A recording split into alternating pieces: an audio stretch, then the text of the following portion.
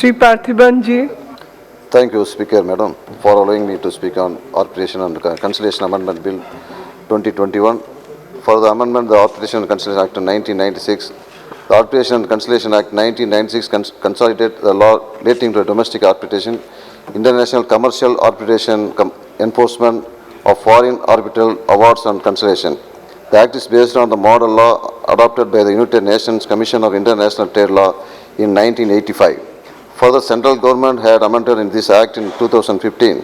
Subsequently, there are some practical difficulties and applicability of the Amendment Act were pointed out. To address these difficulties and promote the institutional arbitration in the country, the Act was once again the amendment in 2019. Meanwhile, keeping the view the court rulings and in order to address the issues of the corrupt practices, the securing contracts or arbitral awards and neither was filled to ensure that all the stockholder parties do get the opportunity to seek an unconditional stay of the enforcement of arbitral awards. And underlying the arbitration agreement or contract, the making of the arbitral award is induced by fraud or corruption. Also, to promote the India as hub of the international commercial arbitration by attracting eminent arbitrators to the country, it was also felt necessary to omit the 8th schedule of that Act. Now the government brings some amendments. The second provides to the subsection 3 of section 36 to especially the unconditional stay of the courts, the amendment section 43J and omit the 8th schedule.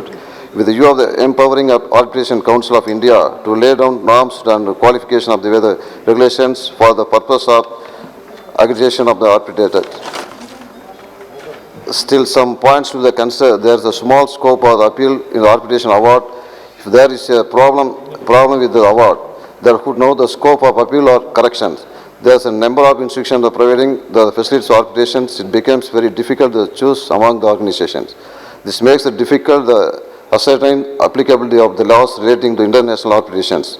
One of the major issues faced during arbitrations is the cross-cultural language barrier that there is a discrepancies in language and culture and to the reasons. It becomes very difficult to bridge the gap on some unified solutions. The matter of complicated, but the amount of many of involved modest. To arbitrate the fees may make arbitration uneconomical. There is no opportunity to cross-examine the testimony of the witness. The standards used by the arbitrators are not clear. There is an amendment adding the Schedule 7, measuring impartiality of arbitrators, very less chance to corporate and companies. Sir, the government has established a commercial court to all the states that deal with arbitration acceptable execution proceedings. The awards NGS stamp duty has to increase.